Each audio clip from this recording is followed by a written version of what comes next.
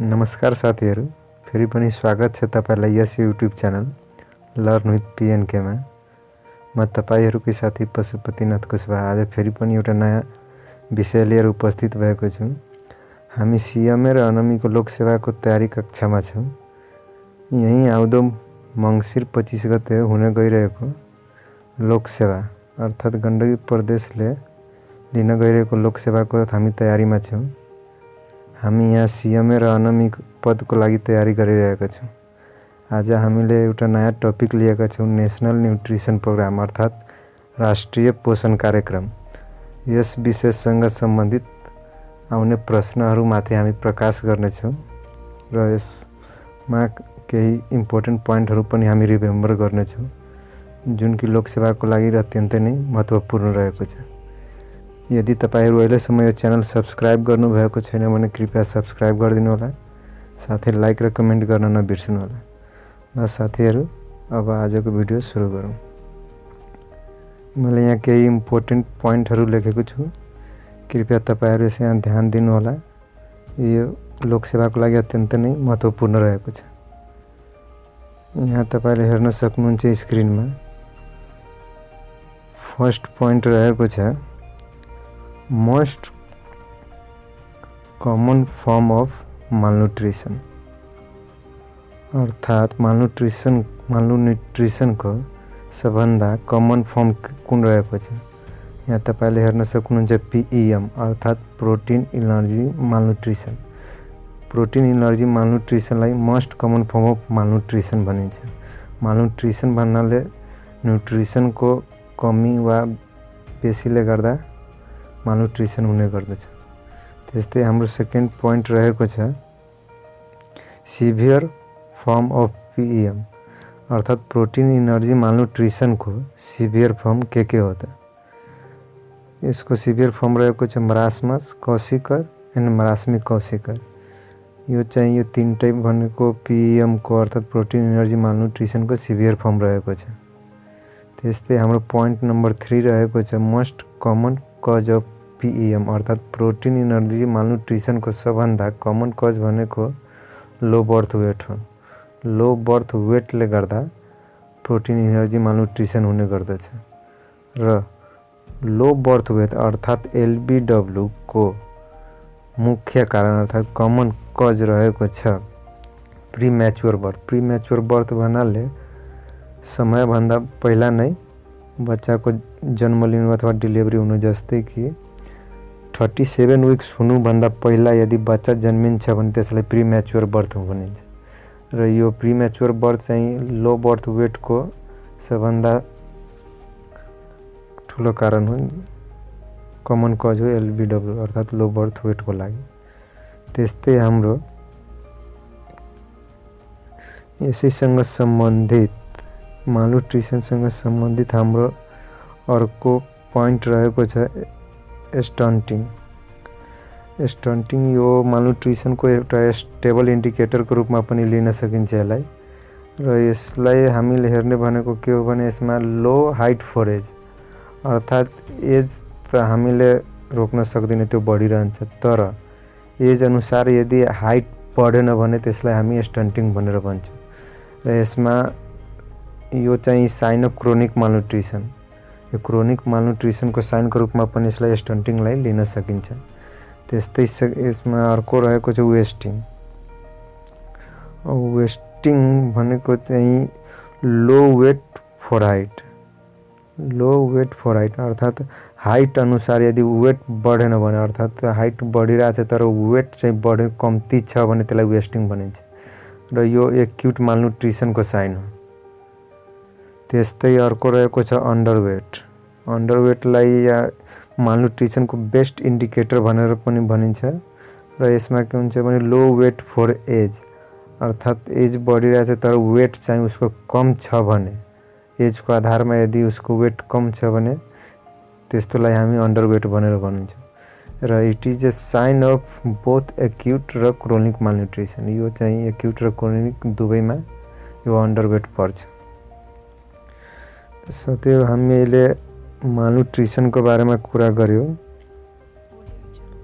Malnutrition को बारे में कुरा गरिरहँदाखेरि यहाँ अर्को रहेको छ मालन्युट्रिसनसँग सम्बन्धित according to current guideline of growth monitoring गर्ने केही गाइडलाइन रहेको छ जुन यहाँ हामीहरू स्क्रिनमा हेर्न सक्छौँ। त्यसको लागि नंबर 1 रहेको छ 0 to 23 मंथ अर्थात बच्चा जन्मेको 23 महिनासम्म हामीले हरेक महिना बच्चाको हाइट चाहिँ हाइट हैन कि ग्रोथ मोनिटरिङ हामीले गरिराख्नुपर्छ कि बच्चाको उचाइ कतिको बढिरहेछ, तौल कतिको बढिरहेछ भन्ने कुरा हामी हरेक महिना 24 पटकसम्म हरेक महिना हामीले बच्चाको ग्रोथ मोनिटरिङ गरिराख्नुपर्छ। त्यस्तै 24 देखि 35 महिनासम्म 6 पटक अर्थात हरेक 2 महिनाको अन्तरालमा हामीले ग्रोथ मोनिटरिङ गर्नुपर्छ। त्यस्तै ग्रोथ मोनिटरिङ तेस्रो पोइन्टमा 36 महिनादेखि 59 अर्थात 5 वर्ष पुग्नुभन्दा पहिला हामीले 6 पटक अर्थात हरेक 4 महिनामा गर्नुपर्छ। 36 देखि 59 महिनासम्म 6 चोटि हरेक 4 महिनाको अन्तरालमा गर्नुपर्छ। यो टोटल ग्रोथ मोनिटरिङलाई हामी हेर्नु हो भने 0 to 5 इयर्ससम्ममा जम्मा 36 पटक अर्थात 36 टाइम्स हामीले ग्रोथ मोनिटरिङ गर्नै पर्छ। यसले हामीलाई हाइट कतिको इन्क्रिज भएको छ कि छैन भनेर थाहा हुन्छ, वेट इन्क्रिज भएको छैन कि छैन भनेर हामीले थाहा पाउन सक्छौँ। त्यस्तै अब हामी अर्कोतिर जान्छौँ। यहाँ आयोडिन डिफिसियन्सी भनेर चाहिँ आयोडिन डिफिसियन्सी डिसअर्डरको कुरा हामी गरिरहेको छौँ अहिले। आयोडिन डिफिसियन्सी डिसअर्डर अर्थात IDD is mainly found in western and mountain region अर्थात यो पश्चिमी र मध्य पहाडी भेगमा यो आयोडिन डिफिसियन्सी पाउने गरिन्छ किनभने वहाँ उतातिर आयोडाइज्ड साल्टको सप्लाई चाहिँ कम हुन्छ, तर यता तराईतिर अनि हिली रिजनतिर पर्याप्त मात्रामा आयोडाइज्ड साल्टको सप्लाई हुन्छ, त्यसैले यतातिर कम देखिन्छ। अर्थात हामीले भनौँ कि लगभग देखिँदैन, तर पहाडतिर अहिले पनि आयोडिन डिफिसियन्सी देखिरहेको छ।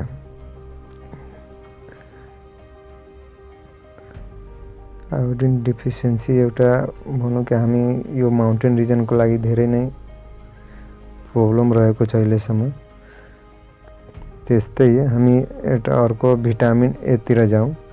Vitamin A is supplemented twice in a year अर्थात नेपाल सरकार अर्थात स्वास्थ्य मन्त्रालय अन्तर्गत भिटामिन ए को सप्लिमेन्टेसन हरेक वर्षको 2 पटक अर्थात बाइएनुअल भन्नाले वर्षमा 2 पटक हामीले बुझ्नुपर्छ र त्यो भनेको वैशाख र कार्तिक वर्षको 2 चोटि वैशाख र कार्तिक महिनामा भिटामिन ए सप्लिमेन्टेसन प्रोग्राम चाहिँ गरिन्छ। त्यस्तै भिटामिन ए को कुरा गरिरहँदाखेरि भिटामिन ए सप्लिमेन्टेसनको क्राइटेरिया यहाँ तपाईले स्क्रिनमा हेर्न सक्नुहुन्छ। नंबर 1 अर्थात पोइन्ट 1 मा भनेको छ तपाईले यहाँ हेर्न सक्नुहुन्छ। पोइन्ट 0 to 6 मंथ बच्चा जन्मेको देखि 6 महिनासम्म बच्चालाई कुनै पनि भिटामिन ए सप्लिमेन्टेसन दिँदैन, यो तपाईले ध्यान राख्नु होला। त्यस्तै सेकेन्ड पोइन्ट रहेको छ 6 to 12 मंथ अर्थात 6 देखि 12 महिनासम्मको बच्चालाई हामीले 1 लाख युनिट आईयू अर्थात इन्टरनेशनल युनिट 1 लाख आईयू मात्र हामीले दिनुपर्छ सप्लिमेन्टेसन 6 महिनादेखि 12 महिनासम्मको बच्चालाई। त्यस्तै 12 महिनादेखि 59 अर्थात 1 वर्षदेखि 5 वर्षसम्मको बच्चालाई हामीले 2 लाख आईयू अर्थात इन्टरनेशनल युनिट हामीले भिटामिन ए सप्लिमेन्टेसन चाहिँ दिनुपर्छ। त्यस्तै हामी अगाडितिर बढ्छौँ। अब अर्को रहेको छ आईएफए भन्नाले यहाँ हेर्न सक्नुहुन्छ तपाईँ आइरन एन्ड फोलिक एसिड भनेर बुझिन्छ आईएफए र आईएफए आइरन एन्ड फोलिक एसिडमा कन्स्टिट्युट हामीले हेर्दाखेरि आइरन चाहिँ त्यसमा जम्मा 60 mg अर्थात 60 मिलिग्राम त्यसमा रहेको हुन्छ। त्यस्तै फोलिक एसिड आइरन र फोलिक एसिडको ट्याब्लेटमा फोलिक एसिडको मात्रा चाहिँ 400 mcg। यहाँ तपाईँले ध्यान दिनु होला, आइरन 60 mg अर्थात् 60 मिलिग्राम रहेको छ भने फोलिक एसिड 400 माइक्रोग्राम mcg मात्र रहेको छ। यो mcg मा तपाईहरु ध्यान दिनु होला, कन्फ्युज नहुनु होला। अर्को रहेको छ फ्री आइएफए अर्थात् हामी प्रेग्नेन्ट वुमन या भनौँ डेलिभरी पछि हामीले सुत्केरी भएको महिलालाई यो iron and folic acid distribute गर्छौँ, जुन चाहिँ टोटल 225 ट्याब्लेट एउटा सुत्केरी अर्थात् कि प्रेग्नेन्सीदेखि गर्भवती भएदेखि सुत्केरी हुने बेलासम्म हामीले जम्मा 225 ट्याब्लेट दिनुपर्छ, जसमा 180 ट्याब्लेट अर्थात् 180 ट्याब्लेट प्रेग्नेन्सीको बेला गर्भवती भएको बेला 3 महिना पछि अर्थात् 91 डेजदेखि स्टार्ट हुन्छ, जुन चाहिँ डेलिभरीको पिरियडसम्मको पिरियड अर्थात् 6 महिनासम्म दिनुपर्छ, जुन चाहिँ 180 ट्याब्लेट हुन्छ प्रेग्नेन्सीको बेलामा इन प्रेग्नेन्सी। र बाँकीको 45 ट्याब्लेट चाहिँ पोस्टपार्टम पिरियड अर्थात् सुत्केरीको बेला बच्चा जन्मेको 45 दिनसम्म हामीले यो iron and folic acid IFA tablet दिन्छौँ, जुन कि टोटल 225 ट्याब्लेट हुन्छ। यो तपाईँ ध्यानमा राख्नु होला। त्यस्तै अर्को छ golden 1000 day means pregnancy to 2 years of child birth. यहाँ गोल्डन 100 डेज भन्नाले सुनौलो यो 1000 डेज रहेको छ। गोल्डन 1000 डेज भन्नाले सुनौलो 1000 दिन हो। यो सुनौलो 1000 दिन आमा अर्थात् कुनै पनि वुमेन प्रेग्नेन्ट भएको दिनदेखि बच्चा जन्मेको 2 वर्षसम्मको पिरियडलाई सुनौलो 1000 दिन भनिन्छ। यो कुरा तपाईँ ध्यानमा राख्नु होला। सुनौलो 1000 दिन अर्थात् गोल्डन 1000 डेज भनेर भनिन्छ। Pregnancy to 2 years of child birth pregnant भएको दिनदेखि बच्चा जन्मेको 2 वर्षसम्मलाई सुनौलो 1000 दिन भनेर बुझिन्छ। त्यस्तै यहाँ एलबीडब्ल्यूलाई हामी क्लासिफाई गरेका छौँ। तपाईँ यहाँ हेर्न सक्नुहुन्छ एलबीडब्ल्यू अर्थात् लो बर्थ वेट। तो सिम्पली लो बर्थ वेट भन्नाले लेस देन 2500 ग्राम अर्थात् 2.5 केजी भन्दा कम छ भने त्यसलाई हामी लो बर्थ वेट भनेर भन्छौँ। त्यस्तै भेरी लो बर्थ वेट भन्दा पनि कम भयो भने अर्थात् लेस देन 1500 ग्राम 1.5 केजी भन्दा पनि कम भयो भने हामी त्यस्तो अवस्थामा भेरी लो बर्थ वेट अर्थात् भेरी एलबीडब्ल्यू भनेर बुझिन्छ। त्यस्तै नम्बर 3 अर्थात् एक्सट्रिमली एलबीडब्ल्यू अर्थात् एक्सट्रिमली लो बर्थ वेट भनेको चाहिँ लेस देन 1000 ग्राम। यदि 1 केजी भन्दा कमको बच्चा भयो भने जन्मियो भने त्यस्तो अवस्थामा त्यस्तो बच्चालाई हामी एक्सट्रिमली लो बर्थ वेट भनेर यो एक्सट्रिमली लो बर्थ वेटको क्याटेगोरीमा हामी राख्छौँ। त्यस्तै यो न्युट्रिसनकै कुरा गरिरहँदाखेरि अल्बेन्डाजोल पनि हामीले डिस्ट्रिब्युट गर्छौँ, जसमा अल्बेन्डाजोल डिस्ट्रिब्युट गर्ने क्राइटेरिया रहेको छ 0 to 1 इयर। बच्चा जन्मेको देखि 1 वर्षसम्म हामी बच्चालाई कुनै पनि अल्बेन्डाजोल दिँदैनौँ।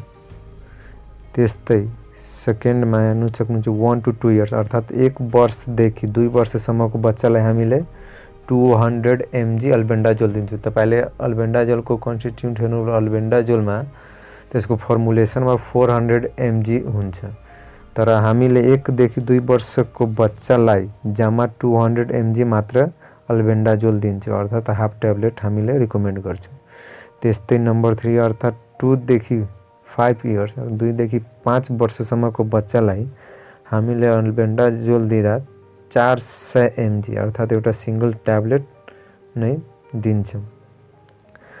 र यो टार्गेट ग्रुप भनेर अल्बेन्डाजोलको लागि टार्गेट ग्रुप भनेको 1 to 5 इयर्स। यहाँ हामीले माथि नै हेरिसकेका छौँ कि 0 देखि 1 इयरलाई दिँदैन, त्यसैले 1 to 5 इयरको चाइल्डलाई अल्बेन्डाजोल दिन्छ र प्रेग्नेन्ट वुमेनलाई पनि 1 डोज सिंगल डोज यो अल्बेन्डाजोल दिने गरिन्छ। तपाईँ यो कुरा ध्यानमा राख्नु होला कि टार्गेट ग्रुप अल्बेन्डाजोलको टार्गेट ग्रुपमा 1 to 5 year of children and pregnant women रहेको हुन्छ। त्यस्तै यहाँ अर्को हामीले हेर्न सक्छौँ यहाँ every year just 1 to 7 school health and nutrition week is celebrated. अर्थात हरेक वर्ष ज्येष्ठ को 1 देखि 7 गतेसम्म अर्थात 1 हप्ता विद्यालय स्वास्थ्य तथा पोषण सप्ताह भनेर मनाइन्छ। यो कुरा ध्यान राख्नु होला।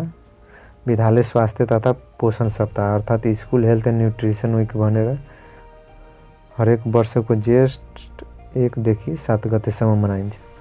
अब हामीहरू चाहिँ न्यूट्रिशनल प्रोग्राम नेपालमा न्यूट्रिशनल प्रोग्रामको अवस्था के छ र कुन सालमा कुन प्रोग्राम सुरुवात भएको छ त्यसको बारेमा अब हामी पढ्नेछौँ। तपाईले हेर्न सक्नुहुन्छ सबभन्दा सुरुवाती डेट रहेको छ 1978 अर्थात 1978 एडीमा स्वास्थ्य सेवा विभाग अन्तर्गत पोषण विभाग अर्थात न्यूट्रिसन सेक्सनको स्थापना भएको। 1978 मा न्यूट्रिसन सेक्सनको चाहिँ स्थापना भएको स्वास्थ्य सेवा विभाग अन्तर्गत। त्यस्तै 1979 AD comprehensive nutrition programme was introduce. 79 एडीमा चाहिँ कम्प्रिहेन्सिभ न्यूट्रिसन प्रोग्राम चाहिँ इन्ट्रोड्युस भएको। त्यस्तै 1992 मा breast milk substitute act was approved. 1992 मा ब्रेस्ट मिल्क सब्स्टिट्युट एक्ट चाहिँ एप्रुभड भएको हो नेपालमा। त्यस्तै 1993 मा भिटामिन ए डिस्ट्रिब्युसन प्रोग्राम 1993 बाट भिटामिन ए डिस्ट्रिब्युसन प्रोग्राम सुरु भएको र यो सुरुवात हुने बेलामा जम्मा 8 वटा डिस्ट्रिक्टबाट अर्थात 8 वटा डिस्ट्रिक्टबाट सुरुवात गरेको। त्यस्तै 1998 एडी अर्थात IFA iron and folic acid tablet distribution program सुरु भएको। आइरन र फोलिक एसिड डिस्ट्रिब्युसन अर्थात वितरण कार्यक्रम सुरुवात भएको हो 1998 बाट। यो कुरा तपाईँ ध्यानमा राख्नु होला। त्यस्तै हाम्रो नेक्स्ट प्रोग्राम रहेको छ 1998 मै रहेको छ अर्को प्रोग्राम जुन कि आयोडाइज्ड साल्ट एक्ट फर्म। 1998 बाट मात्र आयोडाइज्ड साल्ट एक्ट फर्म भएको अर्थात आयोडाइज्ड साल्ट एक्ट बनेको हो। त्यस्तै 1998 मै अर्को रहेको छ न्यूट्रिसन रिहेबिलिटेसन होम अर्थात मालन्युट्रिसनको हामी कुरा गर्यौं त्यो मालन्युट्रिसन भएको व्यक्तिहरूको लागि न्यूट्रिसन रिहेबिलिटेसन होम चाहिँ स्थापना गरिएको हो 1998 मा। त्यो चाहिँ काठमाडौँमा रहेको छ। त्यस्तै अर्को रहेको छ 1998 मै अर्को पनि रहेको छ र त्यो first micro nutrient status survey. Micro न्यूट्रिएन्ट्सको स्टाटसको सर्वे चाहिँ फर्स्ट चोटि 1998 मा गरिएको थियो। त्यस्तै सेकेन्ड चाहिँ 2016 मा यो माइक्रो न्यूट्रिएन्ट्सको स्टाटस पनि सर्वे गरिएको थियो दोस्रो पटक 2016 मा। त्यस्तै 1999 एडी अर्थात जुकाको औषधि वितरण कार्यक्रम सुरुवात अर्थात अल्बेन्डाजोलको डिस्ट्रिब्युसन चाहिँ 1999 एडीबाट सुरुवात भएको र 2004 एडीमा राष्ट्रिय पोषण नीति तथा रणनीति तयार भएको। 2004 एडीमा राष्ट्रिय पोषण नीति तथा रणनीति तयार भएको हो र त्यही वर्ष जुकाको औषधि वितरण कार्यक्रम नेपालभरि लागू भएको। 1999 एडीमा जुका औषधिको वितरण सुरुवात मात्र भएको थियो तर पुरै नेपालभरि भएको थिएन। त्यसैले 2004 मा मात्र जुकाको औषधि नेपालभर वितरण गर्न थालिएको हो। त्यस्तै हाम्रो अर्को इम्पोर्टेन्ट डेट रहेको छ 2006 एडी। त्यो चाहिँ school health and nutrition strategy was firmed अर्थात विद्यालय स्वास्थ्य तथा पोषण रणनीति चाहिँ बनेको कतिमा 2006 एडीमा। त्यस्तै 2008 एडी अर्को इम्पोर्टेन्ट डेट रहेको छ। 2008 एडीमा school health and nutrition programme चाहिँ सुरुवात भएको छ अर्थात विद्यालय स्वास्थ्य तथा पोषण कार्यक्रम 2008 बाट लागू भएको मात्र हो र यो दुई जिल्लाबाट सुरुवात गरिएको थियो स्याङ्जा र सिन्धुपाल्चोकबाट। त्यस्तै अर्को डेट रहेको छ 2008 एडी नै रहेको छ CMAM अर्थात community based management of acute malnutrition अर्थात समुदाय स्तरमा एक्युट मालन्युट्रिसनको म्यानेजमेन्ट एक्ट सुरु भएको थियो 2008 मा र यो 5 जिल्लाबाट जम्मा सुरु गरिएको थियो। जम्मा 5 जिल्लाबाट मात्र सुरु भएको थियो। त्यस्तै अर्को इम्पोर्टेन्ट डेट रहेको छ 2009 एडी अर्थात् माइक्रोन्युट्रियन्ट्स पाउडर डिस्ट्रिब्युसन। अर्थात् हामी यहाँ बालभिटाको कुरा गरिरहेको छौँ। बालभिटा वितरण कार्यक्रम चाहिँ 2009 एडीबाट सुरुवात भएको र यो 2वटा जिल्लाबाट सुरु भएको थियो, मकवानपुर र पर्सामा। तर अहिले यो 41 अर्थात् 40वटा डिस्ट्रिक्टमा यो प्रोग्राम अहिले चलिरहेको छ। त्यस्तै अर्को इम्पोर्टेन्ट डेट रहेको छ 2012 एडी र 2012 एडीमा CMAM अर्थात् माथिकै हामीले हेर्न सक्छौँ 2008 एडीमा CMAM थियो, त्यही CMAM 2012 मा चाहिँ चेन्ज भएर IMAM गरियो अर्थात् integrated management of acute malnutrition भनेर नाम चेन्ज गरियो। त्यस्तै अर्को इम्पोर्टेन्ट डेट रहेको छ हामीसँग 2073 1 र 9 यो चाहिँ नेपाली डेट रहेको छ 2073 साल वैशाखको 9 गते गोल्डन 1000 डे प्रोग्राम अर्थात् यो हामीले अगाडि कुरा गरिरहेको थियौँ सुनौलो 1000 दिन भनेर, त्यही सुनौलो 1000 दिनको कार्यक्रम चाहिँ 2073 साल वैशाख 9 गतेबाट सुरुवात भएको मात्र। साथै हामीहरू अहिले इम्पोर्टेन्ट डेटको बारेमा कुरा गरिरहेका थियौँ जुन कि नेसनल न्युट्रिसन प्रोग्राम अन्तर्गत रहेको थियो र जुन धेरै नै इम्पोर्टेन्ट रहेको थियो। तपाईहरु पटक पनि यो भिडियो हेरेर याद गर्न सक्नुहुन्छ, हैन भने तपाई टिपेर पनि याद गर्न सक्नुहुन्छ।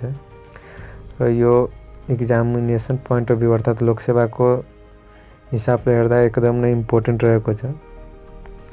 अब हामी केही डाटाहरू हेर्ने छौँ। यो मालन्युट्रिसन अर्थात् न्युट्रिसनसँग सम्बन्धित केही डाटाहरू हामी हेर्ने छौँ। यहाँ हेर्न सक्नुहुन्छ तपाई तल टेबल रहेको छ, यो टेबल हेर्नु होला। फर्स्टमा रहेको छ इन्डिकेटरमा हामीले 3वटाको डाटा लिएको छ, एउटा NDHS 2016 को, एउटा NDHS 2011 को र एउटा MICS 2014 को डाटा, 3वटा डाटा लिएका छौँ। र मुख्यतः यही डाटाहरू लोकसेवामा सोधिने गरिन्छ, त्यसैले तपाई ध्यान दिनु होला। फर्स्टमा हेर्नु सक्नुहुन्छ तपाई स्टन्टिङ रहेको छ, हामीले स्टन्टिङको कुरा गरेको थियौँ स्टेबल इन्डिकेटर भनेर। यहाँ हेर्न सक्नुहुन्छ NDHS 2016 को डाटा अनुसार स्टन्टिङ चाहिँ जम्मा 36% रहेको छ, जबकि 2011 मा जम्मा 41% रहेको थियो, जसबाट घटेर जम्मा 36% रहेको छ। अर्थात् 5 वर्षमा 5% घटेको रहेछ भनेर हामीले बुझ्न सकिन्छ। स्टन्टिङकै हेर्नु भने MICS 2014 को डाटा अनुसार 37% रहेको छ। त्यस्तै वेस्टिङको कुरा गरौँ। वेस्टिङको कुरा गर्दा 2016 NDHS को हिसाबले जम्मा 10% वेस्टिङ रहेको छ, जबकि NDHS 2011 मा 11% रहेको थियो, यो जम्मा 1% घटेको रहेछ। र MICS 2014 को हिसाबले 11% नै रहेको छ। त्यस्तै हामी अन्डरवेटको हेरौँ। अन्डरवेटमा चाहिँ 2016 को NDHS डाटा अनुसार 27% रहेको छ, जबकि 2011 मा 29% रहेको थियो, यसमा पनि 2% घटेको रहेछ, यो राम्रो कुरा हो। त्यस्तै MICS को डाटा अनुसार अन्डरवेट जम्मा 30% रहेको छ। अब हामी नेक्स्ट डाटामा जान्छौँ। नेक्स्ट डाटामा हामी एनिमियाको पनि कुरा गरेका थियौँ, जस्तै कि iron and folic acid distribution भनेर हामीले पढ्यौँ। त्यस्तै यो एनिमिया न्युट्रिसन अन्तर्गत पर्ने हुँदाखेरि एनिमियाको स्टाटस के कस्तो छ त्यो डाटा यहाँ तपाईले हेर्न सक्नुहुन्छ। अन्डर 5 इयर अर्थात् 5 वर्ष मुनिको बच्चामा एनिमिया के कस्तो छ यहाँ हामीले हेर्न सक्नुहुन्छ। 2016 NDHS को अनुसार अन्डर 5 इयर्समा जम्मा 53% अर्थात् 53% बच्चामा एनिमिया देखिएको छ, जबकि NDHS 2011 मा जम्मा 46% मात्र रहेको थियो। यहाँ हामीले यसमा हेर्न सक्छौँ, यसमा एनिमियाको केस बढी भएको हामीले हेर्न सक्छौँ।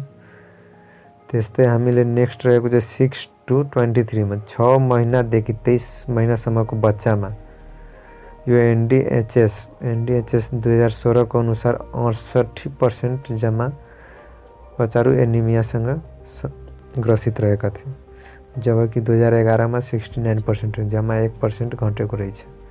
त्यस्तै प्रेग्नेन्ट वुमेनमा एनिमिया चाहिँ 46% according to the data of 2016 NDHS को हिसाबले 46% चाहिँ एनिमिया रहेको छ, जबकि एनडीएचएस 2011 को हिसाबले 48% रहेको थियो। यसमा पनि 2% घटेर आएको छ। त्यस्तै ब्रेस्ट फिडिङमा हामी हेर्न सक्छौं। ब्रेस्ट फिडिङमा एनडीएचएस 2016 को अनुसार 45.6% एनिमिया देखिएको थियो।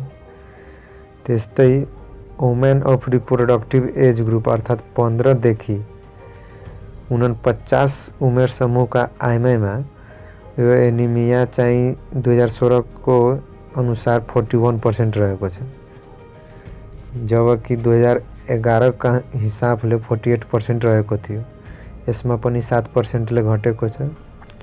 त्यस्तै अर्को रहेको छ एडोलेसेन्स वुमेन अर्थात् 10 देखि 9 उमेर समूहको आइमाईलाई हामी एडोलेसेन्स वुमेन भनेर भन्छौँ। यसलाई अर्को 3 क्याटेगोरीमा पनि डिभाइड गरेको छ, जस्तै कि अर्ली एडोलेसेन्स, मिड एडोलेसेन्स र लेट एडोलेसेन्समा डिभाइड गरेको छ। तर हामी नर्मली एडोलेसेन्स भन्नाले 10 to 19 भनेर बुझ्छौँ वुमेनमा।